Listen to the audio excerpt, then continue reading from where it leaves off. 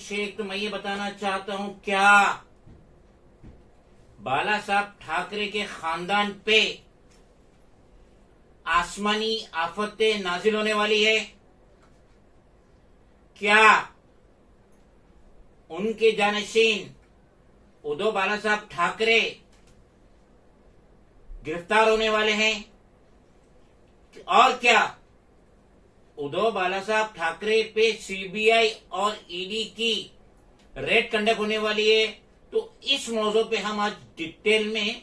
तस्करा करेंगे। ऐसा कुछ यूं है कि last Thursday 8 November 2022 government of Maharashtra ने बॉम्बे हाई कोर्ट से कही कि हमने preliminary inquiry, in short PE, initiate किए Uddhav Bala Saheb Thackeray, former chief minister of Maharashtra, through economic offences wing of Bombay police. तो उसमें ये बताया गया है कि हमने मुंबई पुलिस के इकोनॉमिक्स ऑफेंस विंग के तहत ये इंक्वायरी कर रहे हैं कि जो कंप्लेंट रजिस्टर्ड हुई है, जिसमें ये बताया गया है कि डिसएप्रोप्रिएट एसेट्स, नामुनासिब एसेट्स उद्धव बाला साहब ठाकरे के पास है, जिसकी वजह से उनके खिलाफ कंप्लेंट हुई थी और महाराष्ट्र गवर्नमेंट ने बॉम्बे हाई कोर्ट से इसका वन गौरी भिड़े 30 इयर्स सॉफ्ट स्किल कंसल्टेंट, इन्होंने 11 जुलाई के वक्त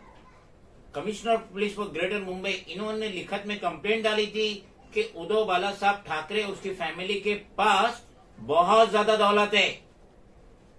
और वो कंप्लेंट कमिश्नर ऑफ पुलिस से होते हुए ईओडब्ल्यू, इकोनॉमिक्स ऑफेंसेस विंग में गई, मगर कोई ठोस एक्शन नहीं हुआ, जिसकी वजह से गौरी भिड़ी बॉम्बे हाई कोर्ट गई और उसने पीआईएल, पब्लिक इंटरेस्ट लिटिगेशन दायर की, जिसकी वजह से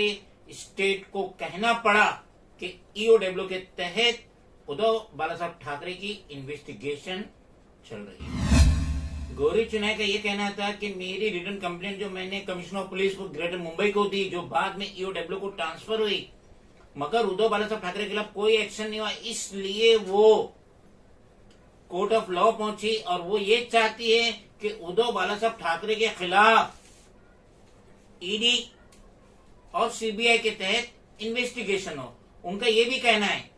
कि उद्धव बाला साहब ठाकरे के 2 बिजनेस है, एक सामना और दूसरा है मार्मिक मैगजीन, जिसका टर्नओवर सालाना 45 करोड़ रुपया है और नेट प्रॉफिट 11 करोड़ 50 लाख रुपया है। और जबकि दूसरे पेपर